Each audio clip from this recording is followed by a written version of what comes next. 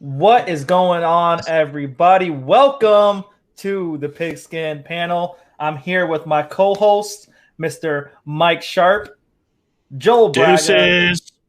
Cody McGuire, and I am your host, AJ Lavender. This is our first episode. Finally, boys, it's about time we've done this. I know we've been talking about it for about a couple years now, and it took 2021, this whole COVID situation, to finally get down and do it. Be dope to do this in person once everything gets cleared out and through. But I'm super excited here. I'm excited for everybody, listening to our first podcast. It's going to be pretty cool to see again. Us listening back this on our future selves. So future selves to the Pigskin panel. What's going on? Thanks for tuning back into this podcast. But let's get kickstarted here. That way we get our listeners acquainted to who we are. So let's go around the room, just tell a little bit about yourself, and then what's your favorite football team? So we start off with Mike. All right. Well, I'm assuming you can see that my favorite team's the Cowboys.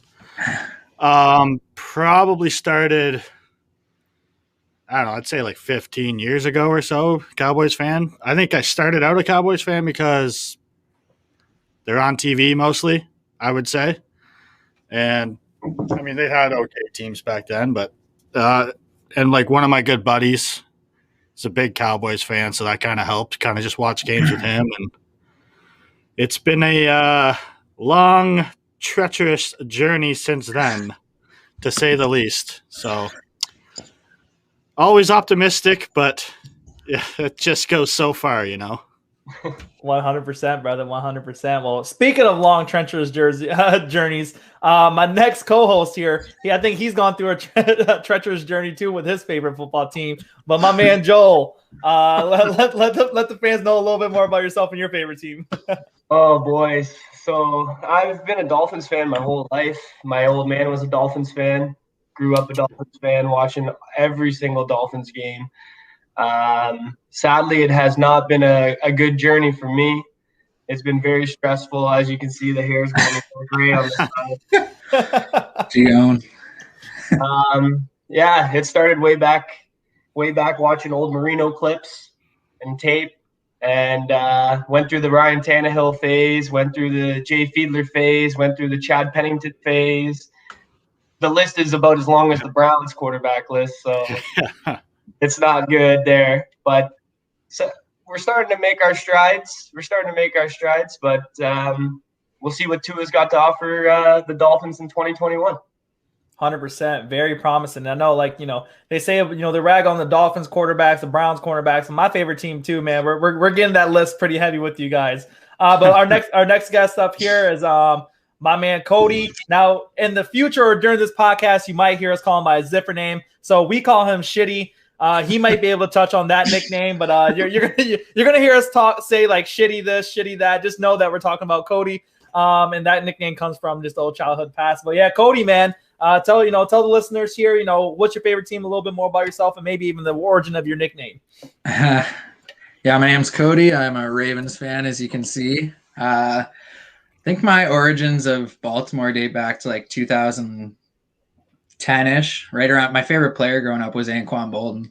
A lot of Ravens fans have like Ray Lewis as their guy. That's why they became a Ravens fan. But I just always liked Anquan. He actually went on to win Walter Payton Man of the Year. So, I mean, he's definitely a pretty recognized guy in the NFL. And then we shortly after there won the Super Bowl in 2012. So been a fan for about 11 years. And kind of went from the elite Flacco phase to MVP Lamar. That was sweet. And then last year we won a playoff game, I guess, after a little bit of a drought there. So not really sure what the future holds, but it'll be exciting to see that. In terms of my nickname, I don't even really know if I can point to why that's my nickname. I know when we were going out in college there for a while, when I'd get drunk, I'd be like, I just say Shitty for no reason to everything. And I think it kind of, just kind of stuck. And that's kind of where it came from, I think. The funniest thing about that whole story is that my mom to this day doesn't know your first name. She was like, it's Shitty, but she's like, what is that damn boy's first name? Yeah. Well, I don't know. I'm starting to go by, as I get a little bit older, it's transitioning into Cody a little bit more. So that's good. A little bit more of that professional vibe. Yeah. Yeah, that'd be kind of odd, you being a VP or something like that. Oh, my manager's shitty. Hey. Yeah. Trying to stick it to Cody, but we'll see. Awesome. Love it, brother. Well, my name is AJ here, and then I am a diehard Broncos fan, born and raised. Came from my dad. My dad's been a huge Broncos fan ever since he was young, right? The Steve Atwater days. John Elway days, of course, and stuck from that. And then, of course, me being born, I think there's a photo of me going around. I think somewhere on the internet, there's me. I think I was an infant or 2-year-old, and I'm in a Broncos onesie. So I was really just bred into this whole Mile High Nation here. But if we're going to my favorite player, growing up was Rod Smith. Everybody, always had the Terrell Davis, John Elway. Everybody piggybacked them. Even going through the John Lynches and everything like that. But Rod Smith was my man. Just loved him. Wide receiver. Always wanted to play wide receiver and never was too fast growing up. But I kept hope with those dreams. But that's my favorite team. Going through like Joel said here, we're kind of going through a quarterback carousel right now, but we'll get into that a little bit in the show. But just going through our favorite teams now, fellas. I just want to know, what is everybody's favorite moment of the team that you can remember clear as day? That's that was that time. We'll go with Sharp, man. What about you? Wow. Not very many fond memories of the Cowboys, because they'll disappoint you every goddamn year. But I don't know. I think the best season I have witnessed was Dak and Zeke's first year. They were 4-12 the year before. Not much expectation. They go 13-3 with Romo going down. You kind of see the writing on the wall with Romo. The injuries kept happening. What's he going to do next? And then Dak comes out of nowhere. I had no expectations for Dak. I knew he was not bad in college. I knew he had maybe some character issues, but he balled. He balled out that first year, and Zeke was awesome that first year. And it gave you hope as a Cowboys fan going in the future that maybe this could be our quarterback. And I still think he is. I'm a big Dak guy. I know there's a lot of Cowboys fans that are conflicted, but I love Dak. I want to sign Dak. But, it's always optimistic, Cowboys fans. You have to be optimistic because it's hard not to. But, yeah, if I were to pick one moment, it'd be that 13-3 year probably. Nice. Love it. Yeah, and, it definitely Dak has shown that light. No matter what the Twitter naysayers say, for instance, this year, he was on pace before he got hurt, 6,300 yards or something crazy like that, right? So it just shows that he's not really a scrub, as most people say he is. The guy can ball out. He can play his ass off.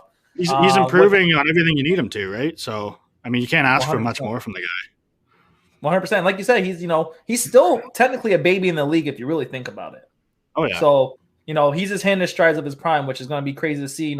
We always hope the best to see him return, from his scary injury to hopefully be still in that pace he was. But what about you, Joel? What's your most fond moment being a Dolphins fan? I'm with Sharp on this one. There isn't many. There isn't many at all. Probably the best moment was when the Dolphins took the division with Chad Pennington at quarterback. Of course, Brady went down that year, and that's the reason why. But that was a good moment. That was a long, long time ago, though. What was it, 2017? The Dolphins made the playoffs as a wild card. Went on to play the Steelers. Obviously, we got waxed. And there's not many good Dolphins moments, but you won't see anybody more faithful than me. Yeah, I'm there every Sunday watching, even though it makes you want to pull your hair out sometimes, but like I said, there's not very good moments with the Dolphins, to be honest. And see, that's one of the best things about being a fan, man, is being there through the ride or die moments when you're at their absolute worst, man. Because when you're at that worst and you experience that worst, when you do hit your highs, man, there is nothing like it, absolutely nothing like it. So I know when if the Dolphins ever make the Super Bowl, I don't think we'll be seeing Joel for a whole week, maybe a whole month. But no, Joel, if they win. Yeah, that's a big F. But Joel, I do have to spin another question to you, man. That might be a final moment. So, we're for everybody who's watching, we're all good friends here, and we usually get together for the NFL drafts and stuff.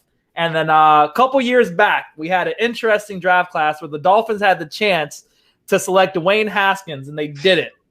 Is that now, knowing that what he is right now, even though, he's still in his baby phases, is that a found moment now that they didn't draft Dwayne Haskins?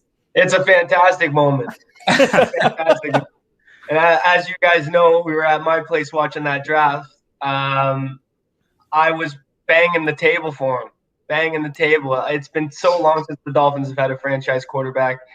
I seen a little bit of stuff that I liked in college from him, but the way things have progressed for him, it seems like we made a good choice. 100%. I'm interested to see what he does to the Steelers. Hopefully that maybe revives it. But yeah, it was looking rough there with the Washington football team. So I think it's his character too. Like, it seems to be like, I don't know, just not listening or something to coaches. There's something with him. Well, he likes to go out and have fun and kind of go to the beat of his own drum, right? He doesn't, like you said, he's not a very good listener. But there is a little bit of talent there, and if maybe Mike Tomlin can get him going a little bit. I was gonna say, if there's anybody, I think Mike Tomlin might be the dude to do it. So we can only wait and see there. But Cody, what about yourself, man? I have to go on mute. Here we go. We touched on this right before we came on, but yeah, it's got to be the Mile High Miracle against your boys. I mean, disrespect, man. Right, a more ridiculous moment. Like, the game's over, we're going home, touchdown. We go on to win the Super Bowl the same season, so it's got to be that. Man, talking about a sickening moment, man. I was in awe, like absolutely in awe. Like, and I mean, as much as people want to harp on Flacco, that playoff run by him, it was unreal. You gotta give it to him. It was next level stuff. He was amazing. It's just that playoff run. It's just the 12 plus years after that or before that. Too. No, fair. He's got a couple accolades though that people don't like. If you look, I'm pretty sure Flacco has the most wins on the road by any quarterback ever in the NFL. Oh, yeah. Somebody might want to fact check that, but I'm pretty confident that is true. So you said playoff road wins? Yeah. Oh, playoff road wins. I gotcha. So he's got a couple moments under his belt, and actually, I would think Eli would be up there too, because I think both times they won the Super Bowl, they were wild card teams. So they on the road a lot. Yeah. Mm-hmm. And then another moment. It actually wasn't even a game moment, but it was probably when Lamar got drafted. His interview, that little interview he had after, I believe it was with Deion. I want to say was the guy that was interviewing him, Deion Sanders. I think so. And they asked what is the team going to get out of him, and he said they're going to get a Super Bowl out of me. So I mean, that's what I'm hoping for. I really like Lamar. Everybody knows that I will ride and die with Lamar. Yeah. I think that's all I can hear. That's all I could take out of that, because I couldn't understand the rest of the things he said. Hey, that's that Georgia accent, bro. Oh yeah, or that Florida accent. Yeah, I love Lamar. People love to harp on him, but factor in a little bit of progression in the passing game this year, and hopefully he can make the next step. And those are probably my two favorite moments. Yeah, that's definitely the biggest thing with Lamar, man. If he can get down some consistency with his passing game, man, you're talking about a scary dude, man, because that's one of his biggest harps, right? Is this that, we saw in the Pro Bowl skills challenge or whatever, his inaccuracies and everything like that. But, man, if he gets that down packed, plus his elite run game, man, it's hard to compete with that dude, man, because he just has that God-given speed that will take you in the blink, and better than a lot of the running backs in the league, to say the least. But yeah, especially now with the run option with Dobbins there, like either guy, you got to stop either one of them. It's not going to be easy. And you saw Dobbins take off at the end of last season. I think he had, I don't know what the number is. I think he had 8 games in a row with a touchdown or something like that, right? So, I mean, that guy can ball. And I'm pretty sure he ran for 2,000 yards in his final season in college, if I'm not mistaken, too. Yeah, I'm not sure if it was all-purpose or if it was rushing, but, I mean, either way, the guy's a baller, so we'll see. Yeah, Mike knows that too as an OSU fan, man. You know, Dobbins was disgusting. Oh yeah, he tore it up the last year. Yeah, you guys been producing some crazy running backs, and you know we begin to college hopefully a little bit later as soon as that season starts kicking back up again. But you know, Ohio State, man, is some crazy running backs coming out of there producing, definitely producing. But for me, you know, for a Denver fan, like I said, I was bred and raised a Broncos fan, so I do remember the back-to-back. I was just about 5 years old when it happened. So definitely that was probably a cool moment as, you know, growing up as a fan and winning the Super Bowl, basically. Like, a lot of people can't even say that, right? So having that at that young was a pretty cool experience, especially a back-to-back, right? When my dad was telling me, we just won back-to-back, and I was like, oh, woo! Yeah. But it was pretty fun. But then really the most fun moment as me and my adulthood would definitely have to be losing definitely against Seattle in the heartbreaking way we did, to then you know, recombated by beating the Panthers in Super Bowl 50. You know, talking about, like I said, the peaks and valleys, man. You know, having Payne have his record-breaking year, and that's the offense we had. You know, we had the no-fly zone, basically a ridden to, you know, going to Seattle, do some damage, and then it just from the snap, with the first snap being 15, like literally the Ravens this year, like 15 feet over Payne's head, safety, and then it was just like, all right, this game's done. And then Seattle's defense, of course, being the top elite it was, you know, didn't hold up. Russell Payne out of his mind, and you know, it was kind of one of those, man, that was our chance. And then, you know, to combat it, going to Super Bowl 50, Vaughn just played out of his mind. Our defense stepped up. You know, Payton didn't have the best game, as it was more of his, you know, end of his career. But man, to see the boys pull it off, it was, you know, I can't ask for anything more. That's a good point. Like, people forget, like, that Super Bowl against the Seahawks, eh? The Broncos just got taken to town in that game. I am glad that no one really talks about it. And then come back to win it. It's a pretty good moment. Yeah, 100%. So yeah, so that definitely goes down. And, you know, like I said, most people can't even say they, you know, been to the Super Bowl, let alone win it type of thing 3 times. So I get to see that in my whole lifetime, which is pretty cool. So going from there, you know, speaking about our most memorable times, going out to 2021, the NFL season, what is the state of our teams right now? You know, a lot of teams are in the plus, a lot of teams are in the what the hell are we doing? So, Sharp Man, what's the state of your team? Are you guys state of the emergency, or are you guys chilling?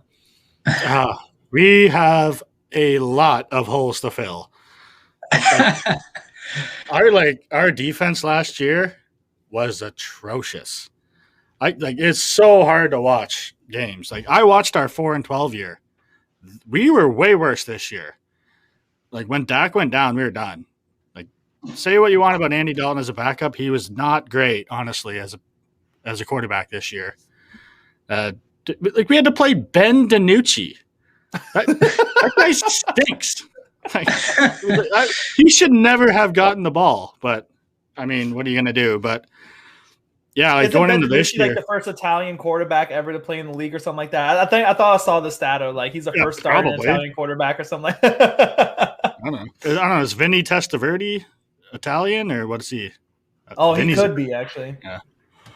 Anyways, I just hope Oh, never mind. Sorry. I was going to throw in a crazy stat just when you brought up Vinny. I'm pretty sure that Vinny held the Ravens passing yards record up until like 5 years, not even 5, like 4 years ago when Flacco broke it, which is pretty hilarious. He did, I'm pretty sure.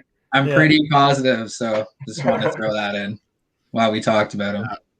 But we have to draft heavy defense this year. Like, we don't need any offensive guys. Our offense is fine. The only offensive guys we need would be O-line. I mean, if we could, but we're not in a great cap situation because we got to sign Dak. So if I were to make a few moves, I mean, it's pretty controversial with some guys, but I would cut Zeke and I would cut Jalen Smith. I mean, that's going to free up a lot of space there. I love Zeke. Like, I'm a big Zeke fan, but he's got, like, attitude problems, ego issues. And honestly, at this point, he's expendable. We got Tony Pollard who's balling. We can go out and sign a veteran. Like, if you cut Zeke, I think you could attract someone like Le'Veon Bell to sign here for a year or two and have Pollard and him split carries.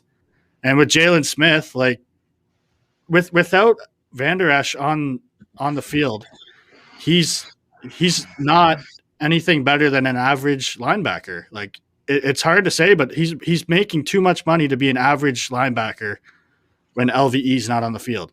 Them together, it's something different, but they haven't been healthy together for like 2 years now. So, I mean, if it was me in a dream scenario at number 10, if Micah Parsons was there, that's who I would draft.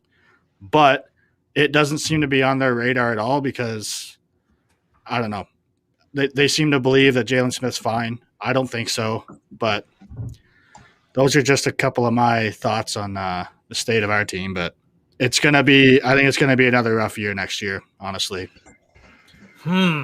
That's interesting. And you know what's pretty dope though, man, is the production that Aldon Smith gave you guys, which I thought was pretty cool to see him have a bounce back. Yeah. But yeah, like just to start, and then he tailed off a bit too. Yeah. And again, that could be just injuries and just how the team was just playing too. You know, that's definitely a motivation kind of thing too as well. But yeah, I totally agree with you there, man. Like I always think that, you know, if your backup running back can give you 80% of what your starting running back can give you, and your running back is costing that much money, it's easy to let something like that go. I'm honestly not saying like Tony Pollard is going to put up Zeke numbers, but if he can do 80% of that, that's going to save you money from Zeke. Like I'll be fine with that. Yeah, 100%, man. Oh, hey, there is promising holes, especially with this upcoming draft, right? You know, it seems to be very offensive heavy, so you know we can see you guys taking out some sneaky picks when everybody else is focused on offense. So it's going to be interesting for sure. Now, Joel, what about you, man? What is your Dolphins in a state of emergency? I know there's some huge controversy right now with. Should we let go of Tua after first year, which I think is crazy in my own opinion? There's things saying your wide receiver depth isn't there, your offensive line isn't there. Well, what's going on with your team there, bro? Well, as we all know, Tua wasn't that successful in his first year. Mind you, he didn't get a camp. He was building as he went. He was coming off that major hip injury. Ryan Fitzpatrick in the shadow kind of thing doesn't really give you much confidence when you have one bad game and everybody's calling for Fitzpatrick's name. So there's that with all the Houston talk for Deshaun Watson and whatever it might be. I think the Dolphins would be silly to move off of Tua. I've seen some of the stuff he's been doing this offseason already. He looks like he's getting a little stronger, working on his speed, working on his footwork. I think if this year doesn't go as planned, then maybe we could talk about moving off of them. Just because value will probably still be there, and you can always find somebody else. You can always draft somebody else. It's not the end of the world. Obviously, it's nice having a quarterback for 5 years if they pick up a fifth-year option on him, if he can stay and do all right at, $6.5 million per. That's cheap for a quarterback if you can find a way to get him going. I know Brian Flores said that if he sees improvements every day, then that's something they can build off of. As soon as he starts to stay stagnant, then that's maybe the time that things should the script should be flipped a little bit. But for me, as you all know, I have his jersey. I think I thought he was special. I watched him at Alabama all the time. I thought he was fantastic. Mind you, he did have great receivers there, and we're going to see some of them. We've seen Jerry Jeudy, and we're going to see Smith, and we're going to see what's going to happen there. But at running back, I know the Dolphins are going to have to make a move at some point. Myles Gaskin is a good running back, but he's a backup running back. He's not somebody you can rely on like a three-down back. He's definitely not that. Dolphins relied on an undrafted rookie in Ahmed last year to run the ball a little bit when Gaskin went down. So I'm hoping the Dolphins actually go after everybody thinks the Dolphins are going to go after Aaron Jones. I personally don't want that. Great player, can catch the ball, can run the ball. But I'm looking at Najee Harris in the draft at potentially the 18 spot. Would be real special for the Dolphins. They haven't had a really solid running back. Well, they had Jay Ajayi for a couple of years when he was the J train. But other than that, we're looking back at Ricky Williams and Ronnie Brown days. Those days are long gone. So it'd be nice to have a 3-down back like Najee Harris in there. And for wide receivers, Devontae Parker can't stay healthy. That's been proven through his years. We drafted him fairly high, I think 15, 14. It'd be nice to have somebody else in there. I'm hoping the Dolphins do something at nice and early at the spot that they're at. What are they at, boys? 3, I think. 4, 3. 3. Yeah. Houston's pick. That's right. Maybe they can draft a Smith or some kind of get a wide receiver in there to go opposite. We had Preston Williams. He's shown promise, but he can't stay healthy either. And it's just, I don't know what it is about Miami, man. These guys can't stay healthy around here. We got Mike Gesicki at tight end. He proved last year that he can be a pretty elite weapon in the passing game. His blocking's come a long way. Still nothing special, but it's coming along. We got Albert Wilson, who just came off he sat out last year with COVID. Didn't want to play because of COVID. We'll see. That is right. We'll see what happens with Albert Wilson. He can definitely play the slot. He's got speed. He's got some hands. He was getting paid way too much too. I think he took a price cut. Renegotiated his contract last year. So we'll see what happens there. We got a young offensive line, Austin Jackson. I think potentially could be a top 5 to top 10 left tackle in this league next year, let alone what's going to happen later on. He's a big boy. He can push people around. If you haven't seen any tape on Austin Jackson, I definitely recommend you go have a quick look. He got hurt for 3 or 4 games last year, and the line was never the same. We paid big money for Eric Flowers. That was a mistake. I hope we can renegotiate his contract a little bit, maybe drop him down a couple $1 million. We don't have a center right now. It's a big problem. The offensive line is a problem. We don't have a true right tackle. I'm hoping that gets addressed too. We don't even have a true right guard yet. We don't know if Hunt's going to be playing right guard or if Hunt's going to go to tackle. I'm sick and tired of seeing Jesse Davis as a starter on our line. So we'll see where that goes. But now when we flip over to defense, the Dolphins have a nice young defense full of playmakers. From Xavier Howard to Ogba showed promise. He started to fall off at the end of the year, but he was a great pass rusher for us, Bobby McCain stepped up. They just shed some cap there too. Mm-hmm. Yeah. Kyle Van Noy released today. And Xavier Howard really did have one of the better seasons in recent memory of any DB. I think super underrated season. Yeah. Me personally, I think he got robbed of Defensive Player of the Year.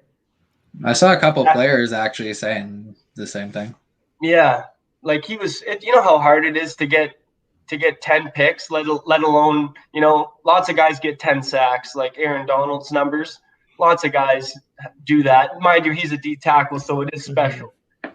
But to get that many picks is ridiculous. I'm pretty sure Gilmore won Defensive Player of the Year with 9 picks. With 9. Yeah. So to do what Howard did is just next level. I don't know. I think he got snubbed. That's just me. I watch him every single week. He's special. Quarterbacks try to throw his way, and that's a big mistake. Big mistake. Jerome Baker at linebacker, tackle machine. I think he's pretty special too. I think he's got all the right tools to be something special in this league. Shaq Lawson was a decent signing to rush the passer. Like we said, Kyle Van Noy released. That's 12.5 cut. Yep. I think it's close to 10 million back into the books. Just signed him. He only lasted 1 year in Miami, sadly. Mm-hmm. Was a good player. Had a little bit of a hip injury, which hampered him a little bit. Wasn't that productive near the end. Took him a while to get accustomed. He was a captain, so it was surprising to see him get cut. Curious to see if that money is for a Mr. Aaron Jones, maybe. Yes, which would be absolutely disappointing. I'm hoping. I'm hoping that it's money for Levante David from Tampa Bay. That'd be nice. He's got a house in Miami, and there's been speculation that he's interested in coming back to Miami. I think he was. Did he play for the U? Not 100% sure there. I don't know where he played. Not 100% sure there, but he was.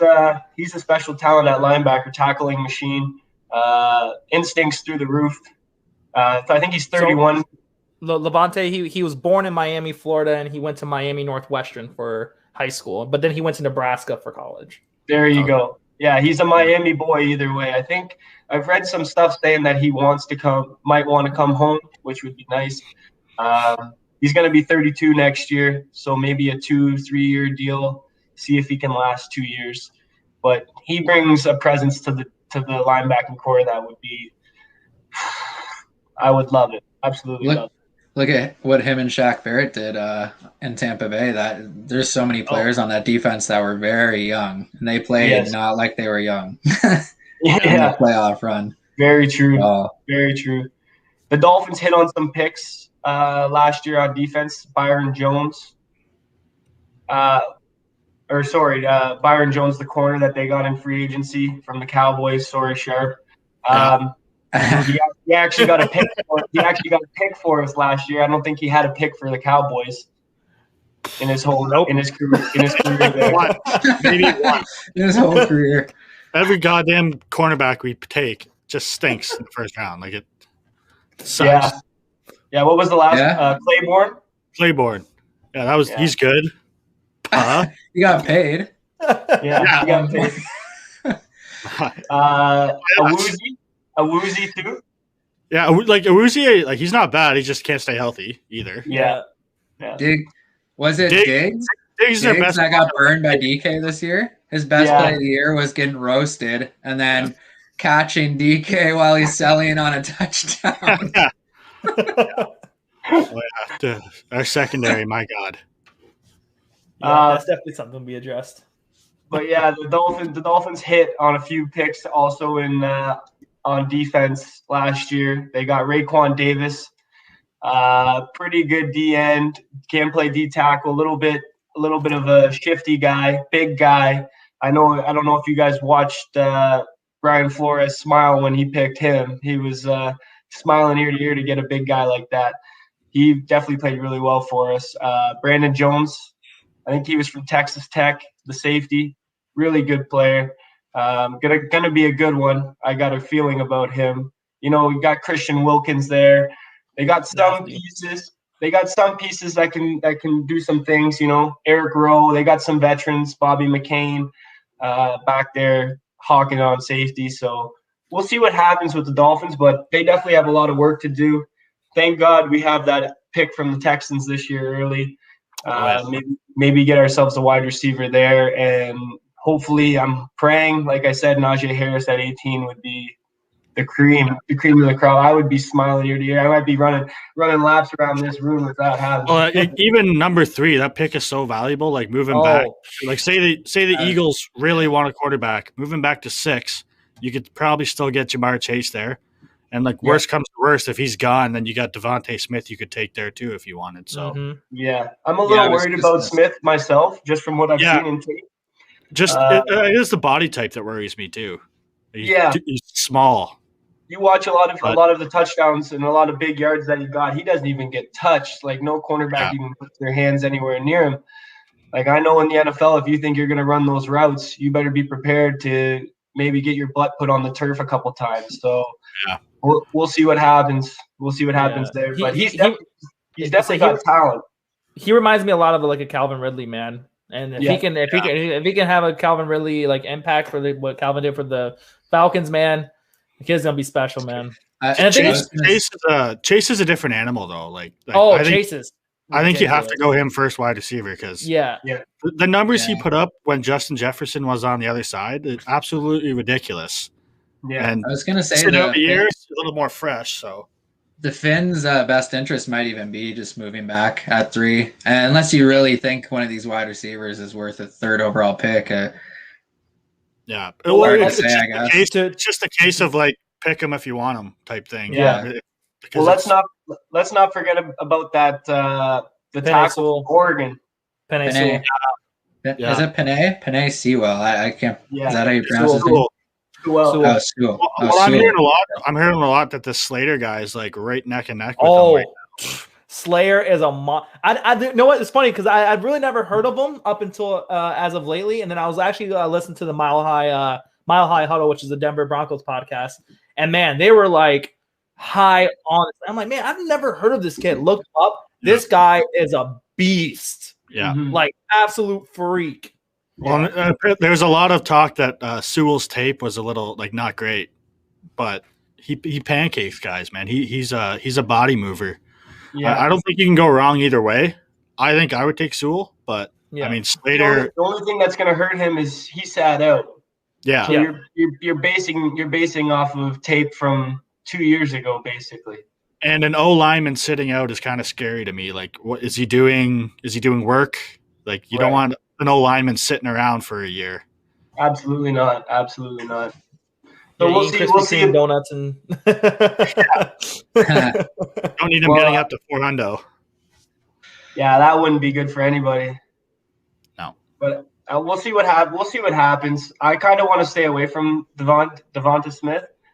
I'm just not 100% sold on it, to be honest with you. I'd probably go, if I'm going wide receiver, maybe move back 2 spots and take Chase, and then take your haul, grab another second-round pick, and who knows? Because the Lions are going to be hauling with Campbell there. He's already said that he's got no problem doing what he's got to do to try to make this team a winner. So if they have to move up to try to get a big piece on offense, because I'm pretty sure Kenny Galladay is a free agent also. Yeah. Yeah, so they're probably not going to franchise him. So they're probably not going to. Probably not. No, I don't think so. He seemed unhappy there for for the last year there. So we'll see what happens. He can't stay healthy either. So no, he didn't. He didn't play very many games. That's right. That's true. So we'll see what happens. I can see the Lions potentially moving up, trying to get themselves the top wide receiver who they feel is the top wide receiver. Mm-hmm. Yeah, that's what I mean. Like at 3, if you're the Dolphins, just take them then if you want them, because if you want them, it doesn't matter. A wide receiver at 3. Well, we have the 3rd pick and we got 18, so we'll just take them because we want them. Yeah. See, for me on that situation, I would say hopefully the Dolphins can move out of 3, switch with the Lions, and hopefully they value Smith the highest, and then we move back and still get Chase. The thing is, I think if you want Chase, you have to pick him at 3. I think with building around Joe Burrow, they want Joe Chase back together again. I don't want to see them passing up on him at 4. Yeah. With T. Higgins and Tyler Boyd, that would be quite the trio. Penei Sewell and the Bengals makes a lot of sense too, because it does. Yes, it does. So they got a couple avenues to go down. Mm-hmm. Definitely. What about you, Cody? What's the state that your team is in? Are you a state of emergency right now, or what's your thought process? I know, you had more high hope this playoff run, but what are you at right now? It's kind of a weird year for my outlook on the Ravens. I actually don't really know, to be honest. I think we're a good team that has an identity of running the ball, and we do it probably better than any team in the NFL. Minus but we just, I don't know, when the playoffs come around, we just can't seem to hang with the other teams. It's brutal. I mean, it was nice to get the past that first playoff win for Lamar last year, and it was nice to beat the Titans, obviously, after losing to them the year before. But I don't really know. I think we're a good team that still is missing some pieces. I think people think that we're maybe a little bit better of a team than we actually are. I actually think the Browns have a really good chance to win the North this year. But yeah, I think every year I want us to take a wide receiver in the draft. So, I mean, especially I think we pick 27. So, I mean, at that point, a lot of the top, guards, tackles, centers, a lot of those guys are kind of gone, right? So maybe it is a year that we take a shot at a wide receiver. I mean, we did a couple years ago with Hollywood. And I mean, for as many problems as Hollywood has, the guy drops the ball left and right. Let's make no mistake of that. But he does have a nose for the end zone. I think he has 15 touchdowns in his career. And I mean, this is only year 2. So, yeah. And both games in the playoffs, he's had very good games, both seasons in the playoff run. So that's promising as well. It's no disrespect to Hollywood, but like, he's just not a number one. Like, they need another guy beside him. Totally agree. And looking back at it, I mean, hindsight's 2020. I am the biggest AJ Brown fan that you will find now. I always talk about him. I love AJ Brown. I mean, hindsight's 2020. I wish we took AJ Brown now over Hollywood, but yeah, I totally agree. Marquise isn't a number one, but I think he's a great speedster, take the top off the defense guy. I think he's like perfect for that role. He's got to catch the ball and stop dropping the ball. But aside from that, I think he looks pretty good. I think I actually have no idea who I want us to take this year in the first round, because we pick so late that it's like so many different things could happen that I don't really have an inkling on who I want us to take. But what I kind of do want us to do is trade. I kind of want us to trade Orlando Brown. It's hard to say that because he's a great player. He's a back-to-back Pro Bowler. But I mean, if we're not going to re-sign the guy, what's the point of keeping him for one more year unless we can win the Super Bowl next year, unless we really think that, which I don't think is the case. I don't even know if we're going to win the division. I think the Browns might win the division. So, I mean, with all that being said, I'd love to trade him and maybe get a first-round pick and get 2 picks, maybe address the O-line. You saw that playoff game. Lamar was running for his life the entire game. The ball was getting snapped all over the place at center. It was an absolute joke. And yeah, so I mean, we do need a center, that's for sure. I don't know about our linebackers. I mean, you have Fort, and I really do like Patrick Queen. He had quite a good season. We had Malik Harrison in the 3rd round too. He looks like he'll be a good player, but adding to that linebacker core would be nice. One guy that I saw tape on that I do actually want in the middle rounds, he's not going to go in the 1st round, but Des Fitzpatrick from Louisville. He actually played with Lamar. He's a wide receiver, big guy. I think he's 6'2". He can block. I think he's kind of the guy that the Ravens are famous for that, right? They look for guys in the middle rounds, wide receivers. They did it with Miles Boykin. They did it with Prochet late. They did it with Duvernay. So I think they might lean more towards, I'd like us to take a 1st-round wide receiver. I've seen Terrace Marshall mocked to the Ravens quite a bit out of LSU. He looks really good, but also Landon Dickerson, the Bama center, that'd be a good pick there too, I think. Yeah. It might be a slight reach, but that's probably the best center in the draft. Yeah, better get your guy.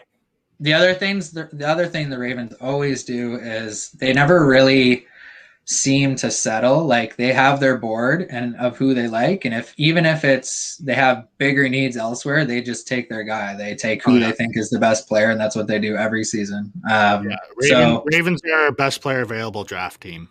It's what they do, which it I don't know, it kind of works, but for our current situation where we're a good team and we can make the leap, but we need to be able to address the holes that are missing, right? We can't just be taking the best player available at a spot that we don't need to fill, right? So I'd like to see that Fitzpatrick wide receiver in the middle rounds. I think he's actually quite good, and he has a little bit of chemistry with Lamar. So I'd like to see that, and I'd like to see the O-line addressed. Like I said, I mean, you couldn't write a more ridiculous game against the Bills with those snaps. That was just it was the least entertaining game I've ever watched. Personally, as a Ravens fan, I had no enjoyment in it whatsoever, and I just couldn't wait for it to be over. And then Lamar threw the pick 6, and I was like, this is, torture. And then you see another high snap. Lamar goes to save the ball and gets a concussion, right? Like, it's just couldn't have wrote a more ridiculous game. So I think we're a good team, but I don't think we're as good as a lot of people think we are. And you didn't like them. You didn't like them sending Marty McSorley in there, or what? No, no. We that's the other thing too. I mean, I feel like we have some good depth at quarterback. We have some good depth at running back. Our running back room's good. We have a lot of depth in the secondary. I'd say we're one of the deepest teams in the NFL in the secondary. We got Peters and Humphrey. I mean, probably one of the best duos in the NFL for sure. I would maybe like to see us address the safety position. Chuck Clark and Elliott they're good players, but I think that's all they are. I think they're good.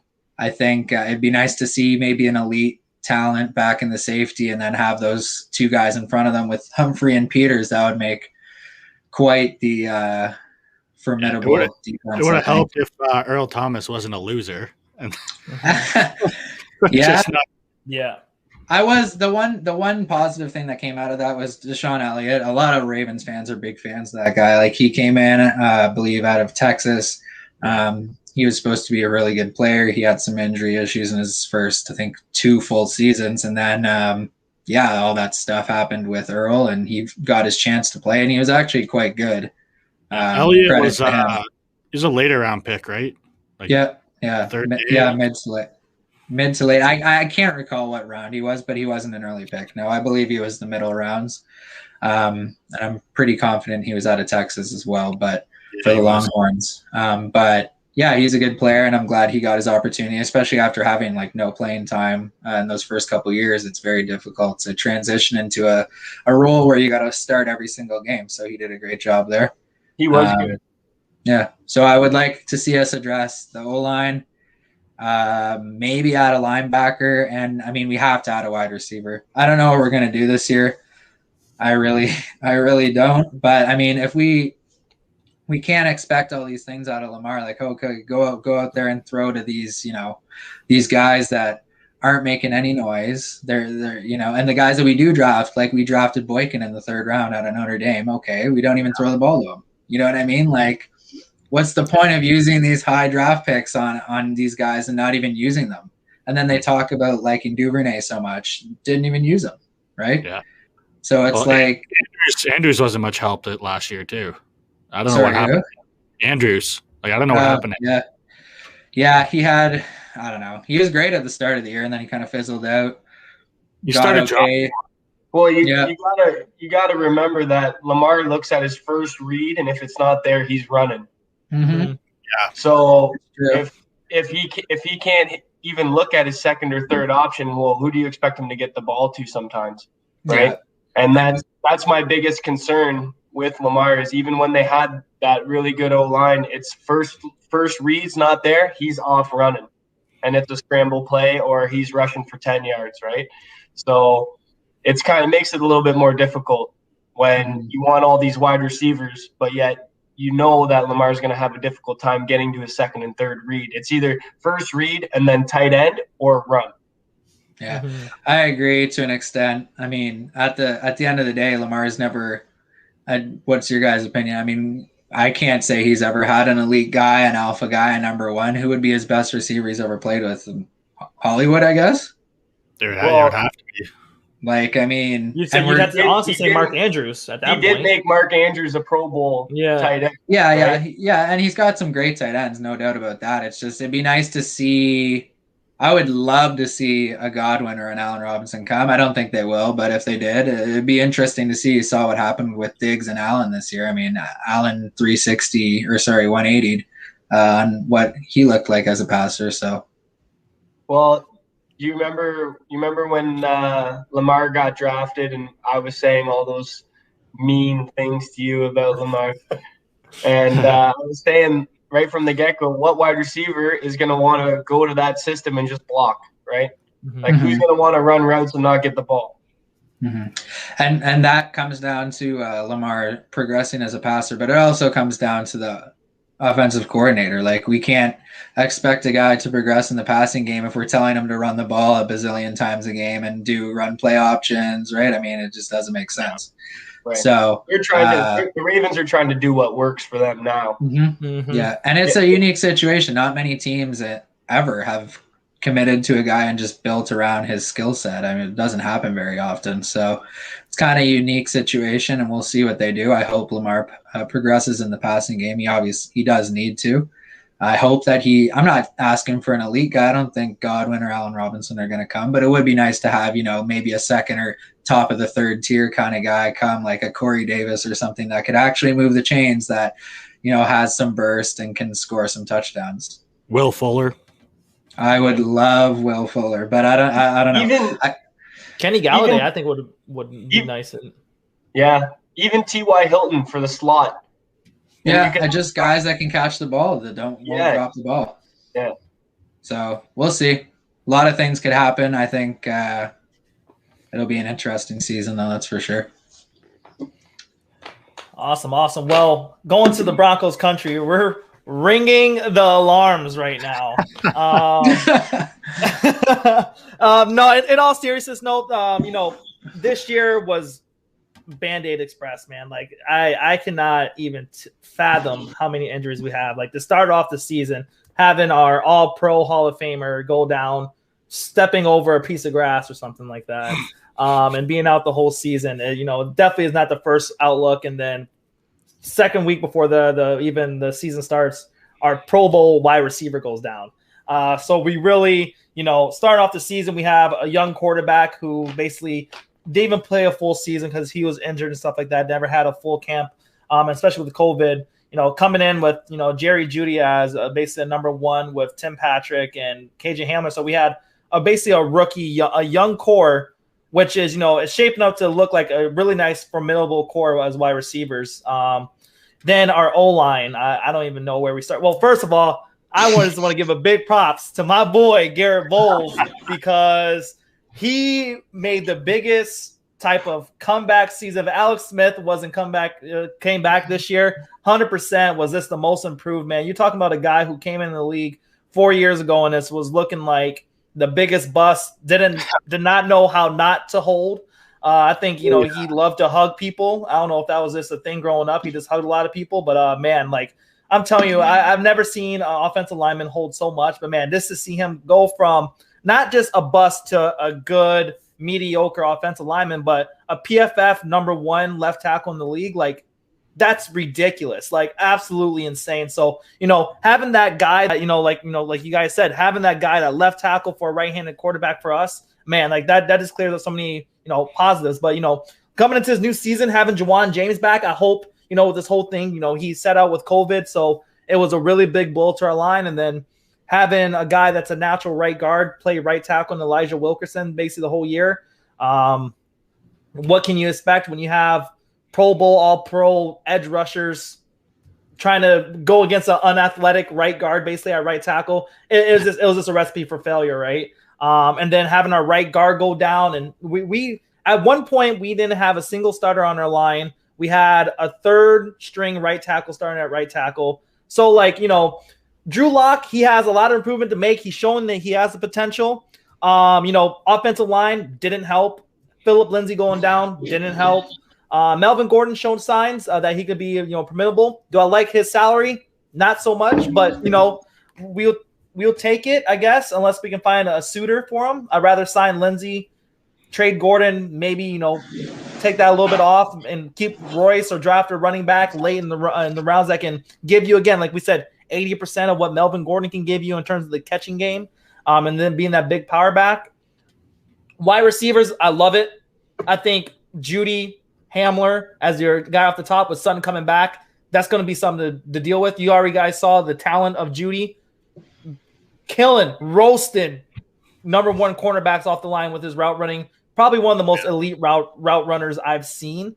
He just dropped the ball a lot. I don't know if that was his chemistry issues. I don't know if that's him getting used to the game. I know he had a little bit of drop passes in Alabama with Tua, but it wasn't to the point that it was with Locke. And now that come from, Locke's throwing, maybe put a little bit too much spice on it where it could just be a number of things, not a full camp to get used to it. Who knows? So I'm very looking forward to seeing Judy now having cornerback number 2s on him. He's not going to be facing the Xavier Howards, the Stephon Gilmores, the Jalen Ramseys of the world, right? He's going to be facing, your second tier guys, maybe some rookies coming up type of thing. So I think he's going to have a really solid year. And then Hamler, man, that guy is a speedster. Like to see him do what he's doing, a lot of people, had my man from Oakland, Henry Ruggs, being that fastest guy in the planet, man. But Hamler showed that, man, he could take the top off just as fast as him. So I'm pretty pumped that, we was able to get both of them last year. And then we have our tight ends too. Another one where we were starting a third tight end. Like Noah Fant went down, came back, was teeter-tottering the whole season. We had our second guy and Albert O. I won't try to pronounce the names like OK Wubom.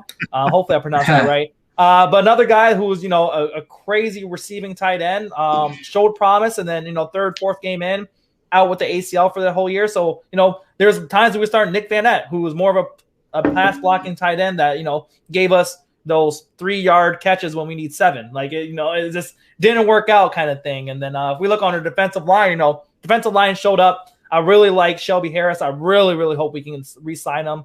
Our middle linebackers are great. I think we need to touch that up. Bradley Chubb finally showed up his Pro Bowl-ness, his promise. So hope we can get that back with Von Miller coming back again, have that 1-2 tandem like his rookie year, which showed a lot of promise between those two, right? AJ Johnson has just been a stud for us. But we need that other middle linebacker that can show more athleticism. Josie Jewell out of Iowa, great player, high IQ as a linebacker, just not athletic. So your IQ can only take you so far, especially when you're comparing the Devin Weiss that can run edge to edge, can keep up with running backs, wide receivers, tight ends, because that's our biggest thing, right? We have to deal with arguably the best tight ends in the conference. So, with Travis Kelce and them, we're just have to have a linebacker that can cover him. Do you see Micah Parsons at 9 a fit then? I don't, but this is the reason why. Going up to the next state of emergency is our cornerbacks. Our cornerbacks just wow. AJ Bouye out, basically couldn't play. I don't think he played 4 games in succession the whole year. Bryce Callahan came back, showed that he was that dime nickel cornerback that is utterly incredible, right? But again, coming back off that foot surgery, he was going to show a little bit of tipsy-turnsy when it comes to being healthy. When he's on the field, elite. So that's good there. But then the whole year, we were starting our rookie, Michael Ojemudia, as cornerback number 1. So you're talking about you're facing Tyreek Hills and all these guys, and you're a rookie. Like, that's a tough pickle that a guy who is, not an elite cornerback coming out of college, right? So, that's a tough task to put up. Our safeties are elite, Justin Simmons, Kareem Jackson. You're talking about Kareem Jackson just lay out anybody. He laid out his own teammate for fun at the one play. And then Justin Simmons has just shown that he's an elite safety in the league. Like he's top 5, can play make, can disrupt, can blitz if he has to. So this is where I like Micah Parsons. I don't like his locker room personality and his character issues that we're going to have. And then at number 9, I'd rather go after Caleb Farley. I think he's that guy. Patrick Surtain, guy's a dog, like absolute dog. I just don't see him fitting as well as in Fangio's system. I think he's going to be great. I think the scheme, but I just want that guy that's just going to be that dude, the athletic dude that can just be the Jalen Ramsey kind of talent coming out. And I think that's Caleb Farley 100%. Either or, I'm happy. I'm happy. Surtain Diggs combo for Cowboys. That'd be awesome. Yeah. And they had the option, we were talking about this the other day, to tender Tim Patrick as well. Yeah, and that's why I see it, because unfortunately, I love Tim Patrick the way he just showed out. He balled out to show us that that big number 1 receiver. Actually, he didn't drop a single pass, and he was the number 1 passer, even though PFF didn't give him that credit. So you're talking about a guy who has elite hands with the best of them, like the Devontae Adams and everything like that. So it's good to see him have that step up. It just sucks to see with Sutton coming back. Judy now is going to be on the rise there. Hamler as a speed guy.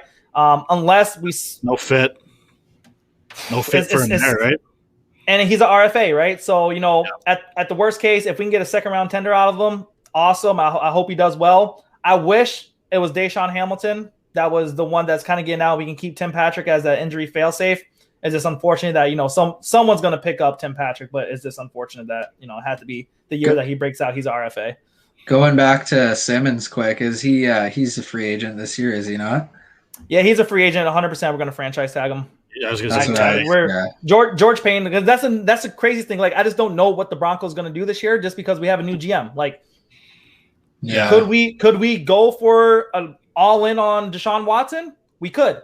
Could we roll with Locke? We could. Like, we just don't know, because George Payne doesn't have any loyalty to Locke, nor should he. That's what I was going to bring up. Is like, do you see him at 9 moving up and taking a quarterback? Like, has that been a discussion? I don't think so. And from what I've seen, I think it's more or less that if a quarterback falls in our lap that we want, then we'll do it. Or if a quarterback falls within the next 2 picks, but I don't see us trading the Dolphins. I don't see us trading the Bengals to get a quarterback. The reason why I say that is just because with the whole Matt Stafford trade, the Lions did reach out to us, and we were hesitant. The reason why we didn't do the trade is because they wanted Drew Lock in the trade. So there is showing from our inside that we are rolling with Lock.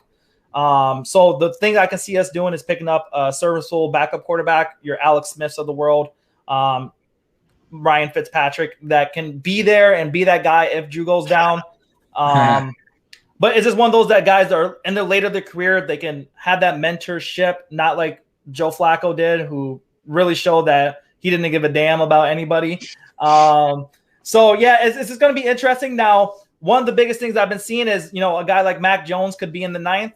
And that is, I like Mac Jones. I think he's going to be a phenomenal system quarterback. I think, a Belichick type of style offense, he's going to do amazing, because I think out of all the quarterbacks, he has the highest floor, but he also has the lowest ceiling. So I don't see him being the next Aaron Rodgers, or, I see him being a better version of Kirk Cousins. And that's the way I see it. Go ahead. I was going to say, not to put you on the spot, but so let's say the Texans come knocking and they have an offer for Watson, and you guys can get Watson. Do you want the Broncos to go through with that? Do you want them to ride with Locke or what? It all comes down to price. Like, don't get me wrong. If we can get Watson on a good deal, I'm doing it all. But I'm not willing to, because what it's looking like is what the Texans are asking for, because the Texans seem like they're adamant. They're saying, Deshaun, you're staying with our team. If you sit out, we're just going to sue you or fine you, and that's going to be it. And you're just going to have to write out your contract, and you're not going to play. So that's the way it seemed like. I guess the hypothetical trade that I've been seeing is 3 first-round picks, either a second or 2 seconds, and then Bradley Chubb and Justin Simmons. I'm not willing to do that. Yeah, I don't know anybody in their right mind who's willing to give that up. Too, or what? Jesus. Like for me, I could see, maybe if it's 2 first-round picks and Bradley Chubb, then I'd be more tempted to do it, because then we have our quarterback for the next decade. But I'm not giving up I'm not franchising the whole team for a quarterback where we can use those 3 picks to just fire out at quarterbacks in the next 3 years to just find our luck, right? And have a quarterback for 5 years under cheap. I wonder if they could get it down to 2 firsts, Chubb and Simmons, if that would work. I mean, Simmons is a phenomenal player, but like you said, he's going to get franchise tagged. Tag and trade, maybe a scenario is always there too, right? The thing is with Payne, he already came, and this is the reason why I think we're just a franchise, because I think we want to see exactly what the salary is going to be, and how that all breaks down, especially with the whole thing going on with Vaughn right now. Just big things with Vaughn with those federal stuff that he's going through. So there's a lot of big question marks on what's happening, and that political side of things going on with his charges, or if they're dropped, or if they're real, or whatever it is. And just to see if that comes down, will Vaughn take a haircut? Because Payne already came in one of his first press interviews saying, our core group of young guys, we're not letting them go. So that's definitely including Justin Simmons in that. So if I see a franchise tag, it's a franchise tag to keep them in house to then sign them to a long-term deal. Mm. Yeah, but that's the Broncos though for you, baby. New GM, injury riddled. It's gonna be a wild offseason. Like, absolutely wild. I'm super excited, though, for it because, I'm excited that John Elway's taken more of a higher role, which I think he should have done a long time ago. I think after the Peyton whole situation when, retiring Super Bowl, I think John Elway should just already, gone ahead and just take more of a management role of the upper high class in the Broncos organization. And, stop kind of trying to dual task at once. I know Belichick is the king of that, but, not everybody's Belichick. So, yeah. No doubt. Yep. So before we close this out here, though, everybody's been with us now for an hour. So if you're still listening, salute and hats off to you guys. You guys are already the Pigskin panel #1 fans. But I want to go around because there was breaking news that came out today, and it took everybody by surprise. Or yesterday, sorry, yesterday or today. I can't remember now. It's been a long day for me. But it was broken out that there was a rumor that J.J. Watt was going to be going to Green Bay, the Browns, and he ended up shocking everybody with the Arizona Cardinals. Oh, yeah. What does everybody have to think? First of all, I want to see what Deshaun is thinking about that because both his boys now is in Arizona. But definitely Sharpie, man. What is your first reaction, gut check, feeling about JJ going now and, partnering up with Jones to be that double dual trifecta? See, that's the thing. I don't mind the fit for the Cardinals. Like, if he gets back to 80% of the guy that he was, that's going to be a dangerous tandem there. But I don't get the fit for him. Like, when he came out and said, I want to go to a Super Bowl contender, well, Arizona's not there yet. So signing there is, like, I wouldn't say a sideways move from the Texans, but you're not really a contender right now going to Arizona. Yeah, that defensive line's going to be much better than it was last year, or it should be. I mean, he had a little bit of injury problems last year too, and his career, so who knows exactly who he is. But I don't know. I just didn't get it from his standpoint. Like the other rumored teams like the Bills or Green Bay or the Browns, all three of those would have been way better options. I mean, I would have had him going to the Bills. I think that would have been a huge spot for him. And two of those teams made the championship game, right? Yeah, exactly. So, they're obviously only a couple pieces away. Yeah. And even the Browns almost beat the Chiefs. Yeah, like it was closer. Yeah. Yeah, it's definitely interesting. But Joel, man, what is your gut check reaction to that? Well, I honestly believe that the Cardinals might be a little bit closer than a lot of people think. I think there are a few, maybe 2 more pieces away. I know J.J. Watt said that he signed with the Cardinals because he believes in Kyler Murray and the things that Kyler Murray can do. I agree. I think Kyler Murray is a special talent, and I think he's only going to get better as things go on. With Nuke Hopkins there, now Hassan Riddick is somebody who might get the axe now that J.J. Watt's there. There's a fantastic player off the edge, can play linebacker, so that's going to be a big loss. But I do think that the Cardinals is a decent option, and for 2 years, $31 million, it's not bad. I heard the Browns rumored that the Browns offered a little bit more money, and I also heard that the Colts offered a little bit more money. I didn't know that. The Colts offered a little bit of money for J.J. Watt services too. Obviously, they see him twice a year. That would have been a good spot too. Yeah. So obviously, he chose the Cardinals because he thinks they might have the best quarterback situation, and I think he's right there. I think Kyler Murray is better than Baker Mayfield, and I do think that Kyler Murray is better than Carson Wentz. Yeah. So, especially because you don't know what about Josh Allen. See, the thing about Buffalo is I don't think they could offer that money. I don't think they could. I think Buffalo probably offered maybe 2 years, $27 million, something around there, maybe 28. I wouldn't be shocked if they offered him 1 year too. Exactly, right? And that's the thing with the Cardinals is they could be in the way the contract goes. I haven't seen how it all played out, but it could be a 1-and-out kind of deal for them too.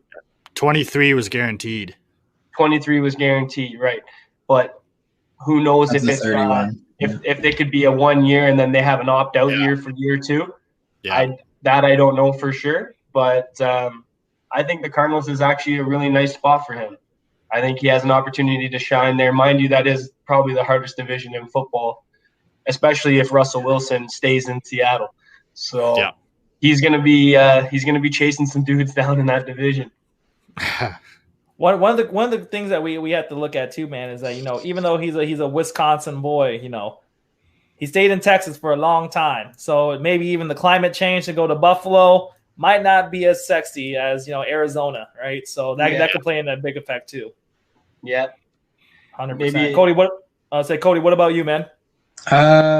It's hard to ignore like the Chandler Jones JJ Watt duo, right? I mean, I don't have the stat in front of me, but I saw something the other day saying that I think it's since the year might be 2014. No two players have more sacks in the NFL than JJ Watt and Chandler Jones, right? So we're talking about two of the best defensive players in the NFL. Now, JJ Watt's had some down seasons recently due to injury, but if he can, it's all just about whether he can stay healthy, right?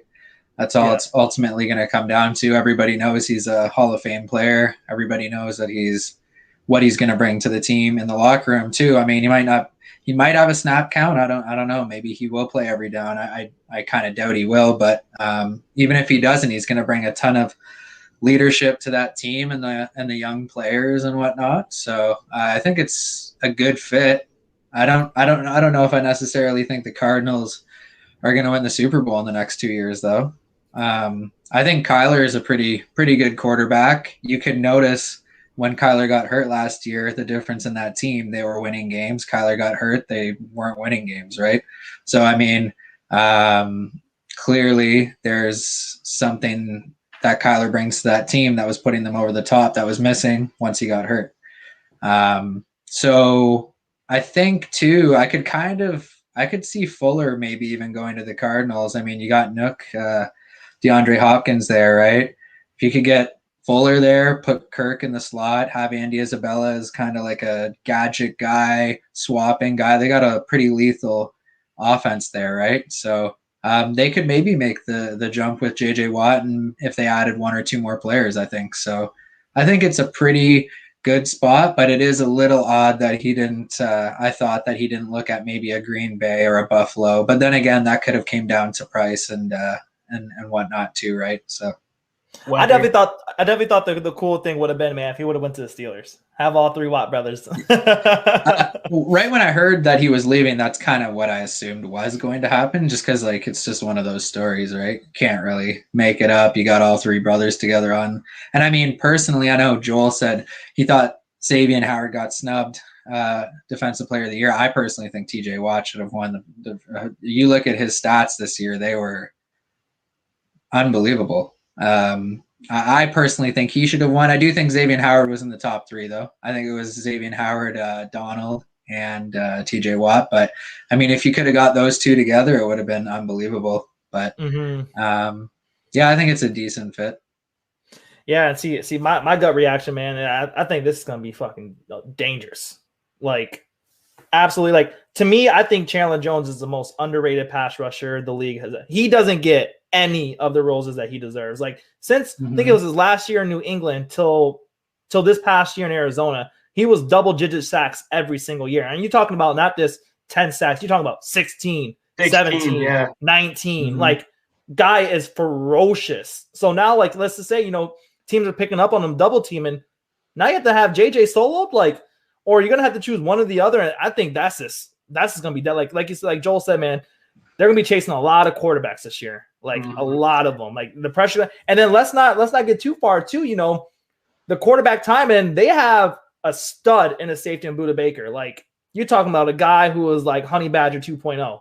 So like I think that defense is going to be something serious. And then if Kyler takes that next step up, you're talking about a team like Joel said, man, is going to be super, super underrated. Like could be pushing that potential of, like you said, a playoff, a Super Bowl contender, just by adding, like you said, maybe one more piece, 1-2 pieces, and all of a sudden now you have a deadly, deadly team because now you have a mobile quarterback who can throw the ball, a pretty ball. You have a top 3 wide receiver, top 3, top 5, whatever you want to call Nook.